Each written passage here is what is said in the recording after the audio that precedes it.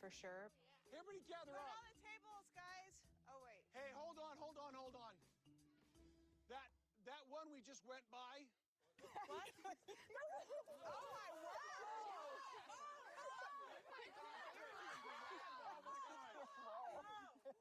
It's hard to forget the look on Garrison's face that day, the way his voice cracked when he tried to speak up, and the way the room seemed to freeze as everyone else looked away. There are moments in a family's story that hit you right in the gut, and for the Browns, Garrison's warnings were one of those moments. He saw the storm coming before anyone else dared to admit it. He tried to wave the red flag, but no one wanted to listen. Not Kody, not Robyn, not even the siblings who loved him most. And by the time the truth finally broke through, it was already too late. The damage was done, and the family everyone thought they knew from TV was never going to be the same. Hi friends, I'm Sarah, and this is TLC Sister Wives Recap. If you're as obsessed with the real story behind the Brown family as I am, you're in the right place. Make sure you hit that subscribe button so you never miss a single update, and drop your thoughts in the comments. Did you see the signs Garrison was trying to show us, or did it all catch you off guard? I want to know what you think, because honestly, this family's story is so much bigger than what we saw on the surface. The Browns looked like the picture of unity when the cameras were rolling. Kody, the confident patriarch, surrounded by his wives, Christine, Janelle, Meri, and Robyn, and their many children. But behind the scenes, cracks were forming, and Garrison was one of the few who dared to point them out. On TV, the Browns always tried to sell this image of a big, loving, perfectly blended family. They'd line up on the couch, all smiles, talking about teamwork and sisterhood and how polygamy made them stronger. TLC's cameras caught the birthday parties, the family trips, the group dinners where everyone was supposed to feel included. But if you watched closely, you could see the tension simmering just beneath the surface. The cracks were there from the very beginning, and sometimes they were impossible to ignore. Think back to those family meetings in the early Las Vegas years. Kody would call everyone together, insisting they needed to make decisions as a group. But the energy in the room was always off. You'd see Christine and Janelle exchanging glances, Meri sitting stiffly at the end of the couch, and Robyn trying to insert herself as the peacemaker. The conversations would start out polite, but it never took long for things to get awkward. Someone would bring up money, or the kids, or the never-ending housing drama, and suddenly the smiles would fade. Kody's voice would get sharper, the wives would start talking over each other, and you could feel the frustration building. It was like everyone was trying to keep the peace, but nobody was actually happy. There were moments when the mask slipped completely. Remember the episode where Christine finally admitted she was miserable sharing a husband? Or when Janelle broke down over feeling like an outsider in her own family? Even Meri, who always tried to play the loyal first wife, couldn't hide her pain during the catfishing scandal. The show tried to spin these moments as challenges the family would overcome. But the truth was, these were signs of deeper problems that never really went away. And then there was Robyn. She came in with her own set of rules, her own way of doing things, and the family dynamic shifted overnight. The other wives tried to welcome her, but you could see the resentment building, especially when Kody started spending more and more time at Robyn's house. The kids noticed it too. There were scenes where the older children would quietly pull away, or where Garrison and his brothers would roll their eyes at another one of Kody's family unity speeches.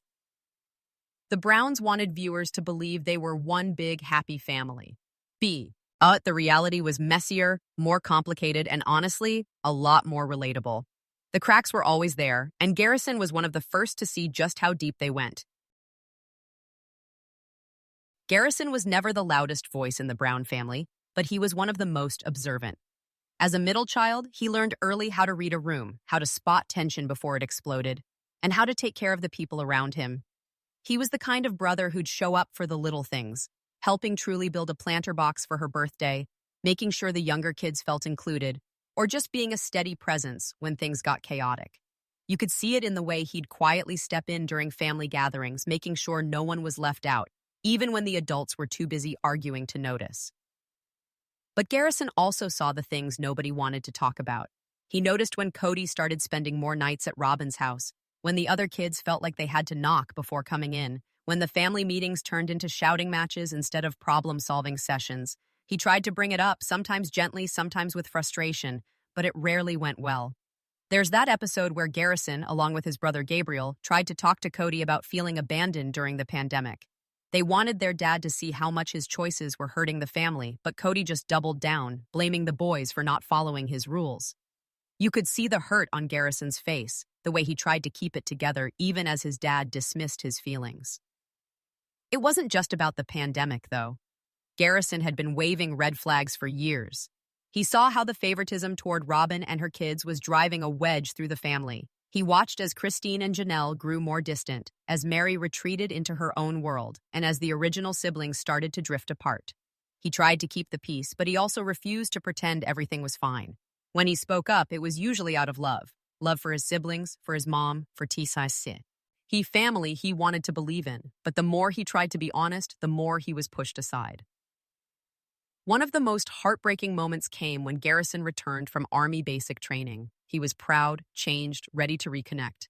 But instead of a warm welcome, he found a family even more fractured than before. He held Robyn's youngest, trying to bridge the gap, but the distance was obvious. The older kids, especially Garrison, carried the weight of holding everyone together, even as their own needs were ignored. He tried to reach Kody, to get him to see what was happening, but it was like shouting into the wind. Garrison's warnings weren't just ignored, they were treated as an inconvenience. And that's what made his story so painful to watch. He saw the truth, he tried to help, and in the end, he was left standing on the sidelines, watching the family fall apart. When Robyn joined the Brown family, everything changed. The show tried to frame her arrival as a fresh start, a new chapter for everyone. But the reality was a lot more complicated.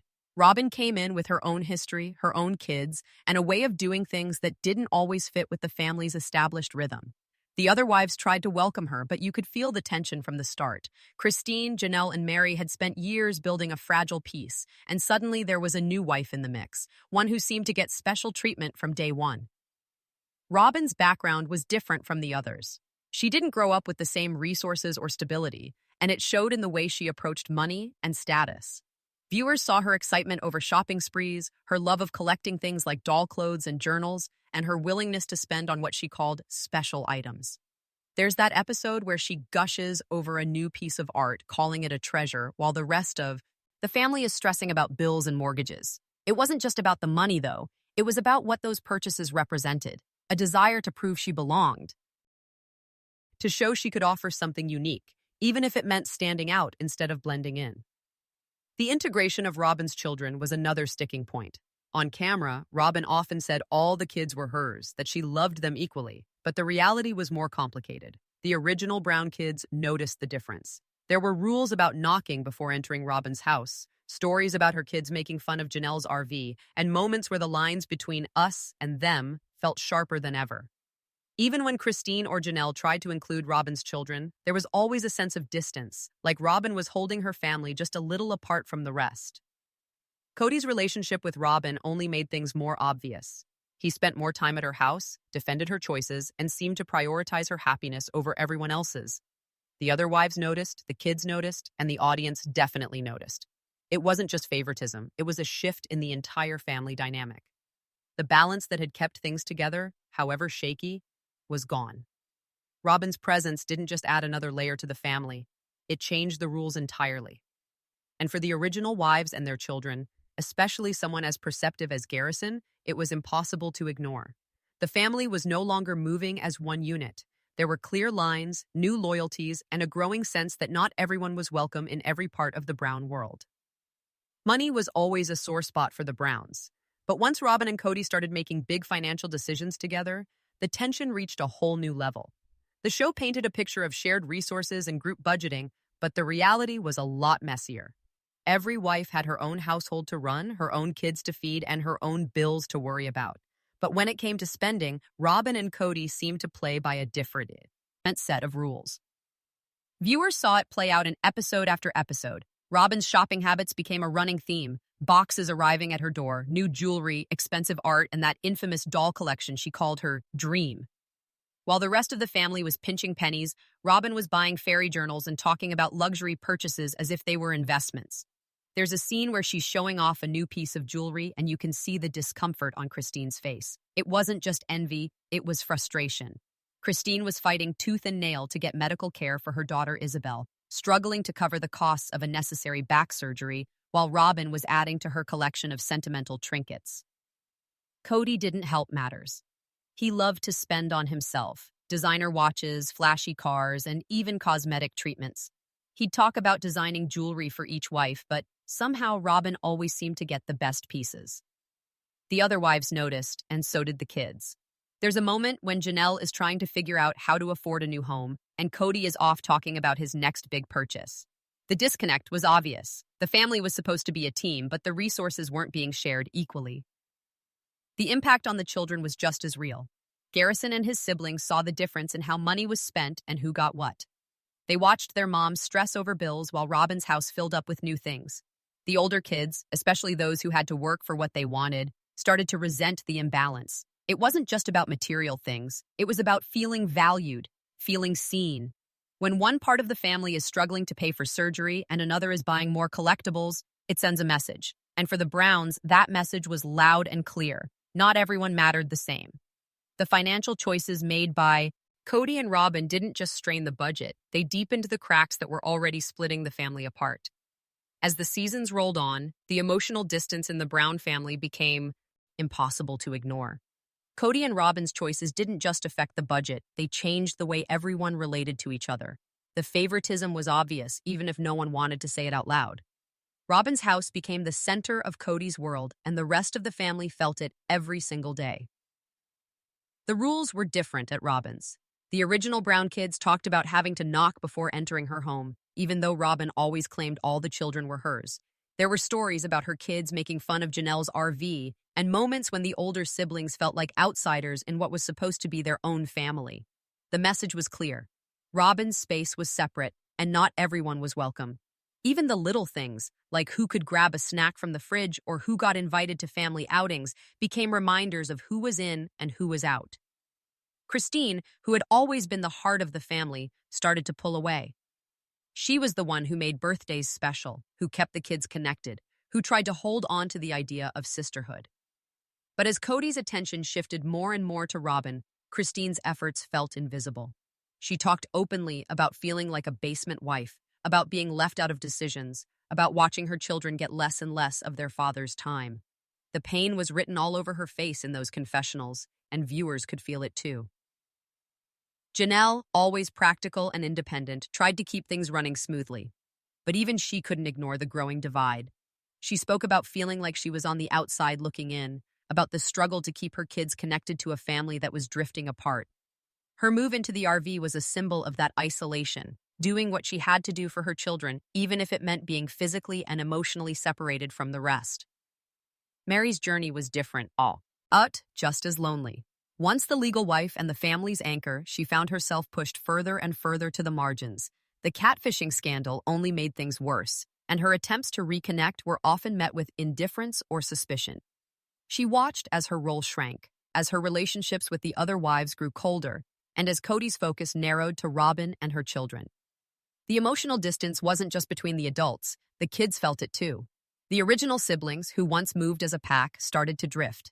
The sense of unity that had held them together was replaced by suspicion, jealousy, and a quiet sadness. The family that once prided itself on being different, on being close, was now a collection of separate households, each one feeling a little more alone. The collapse of the Brown family didn't happen overnight. It was a slow-motion disaster, years in the making, built on a foundation of manipulation, neglect, and choices that always seemed to benefit a select few. Every big decision, every move, every new rule, every shifting alliance chipped away at the trust and connection that once held the family together. The move to Flagstaff was supposed to be a fresh start, but it only made things worse. Suddenly, the family was scattered across separate houses, with more distance than ever before. The dream of building on Coyote Pass turned into a financial and emotional nightmare, with endless arguments over money, property lines, and who would get what. Divorces started to feel inevitable. Christine was the first to say out loud what so many had been feeling for years. She was done being invisible, done waiting for Kody to show up, done pretending everything was fine. Her decision to leave wasn't just about her marriage, it was about reclaiming her own happiness, and it sent shockwaves through the entire family. Janelle, always the steady one, found herself questioning her place too. The idea of sister wives had lost its meaning, replaced by a sense of survival and self-preservation. Even Meri, who had held on the longest,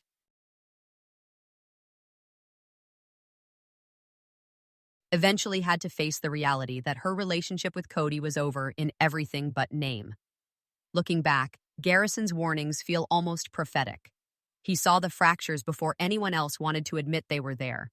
He tried to speak up about the favoritism, the isolation, the way Kody and Robyn's choices were hurting everyone else. But his honesty was met with resistance, even punishment.